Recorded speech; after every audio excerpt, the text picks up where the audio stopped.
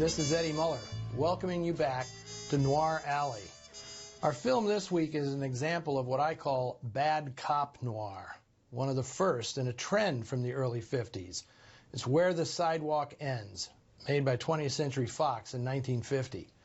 In a generic cops and robbers movie, the cop is usually morally upright, if not heroic.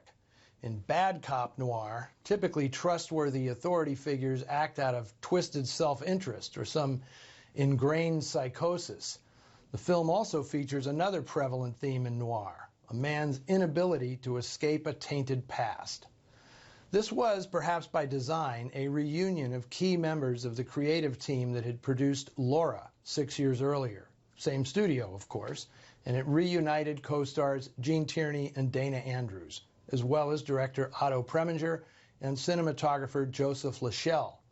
Both stories are set in New York, but this one's not going anywhere near the Upper East Side. And you're not going to meet anybody as witty and urbane as Waldo Lydecker or Shelby Carpenter. If Laura was the penthouse, Where the Sidewalk Ends is the gutter.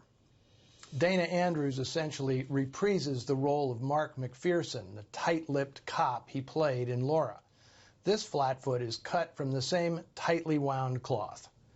But the intervening 6 years put a lot of mileage on Andrews. Mark Dixon may essentially be the same cop, but he's older, tougher, and more cynical, with a neuroses that bubbles close to the surface. Both characters are obsessed, prerequisite for any noir protagonist. In fact, Dana Andrews may be the perfect actor for noir. In a wonderful essay called Dana Andrews or the Male Mask, Jeffrey O'Brien said of the actor's face, "This is what smoking and drinking looks like when it isn't fun anymore."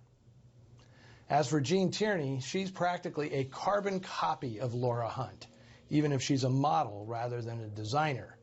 It's possible the filmmakers were banking on some emotional holdover from the earlier film, but it's doubtful. This was 6 years after Laura, too long to expect it to still be fresh in the public's mind.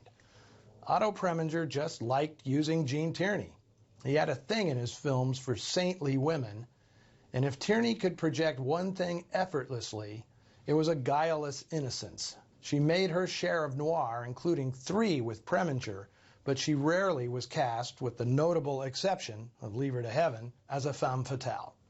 The film is based on the novel Night Cry by William L. Stewart, and the excellent adaptation is the work of Ben Hecht, the most in-demand writer in a business for which he had little respect.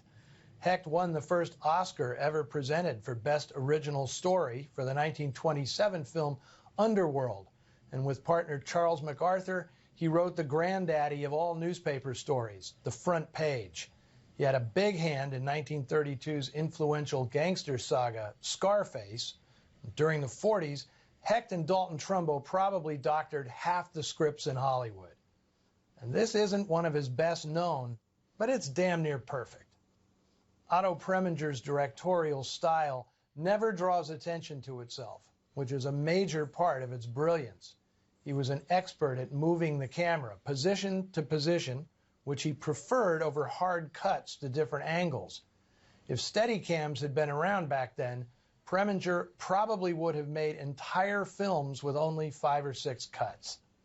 Not that his films were static. He was a genius at blocking the movements of actors, and his tracking shots were as supple as those of Max Ophuls.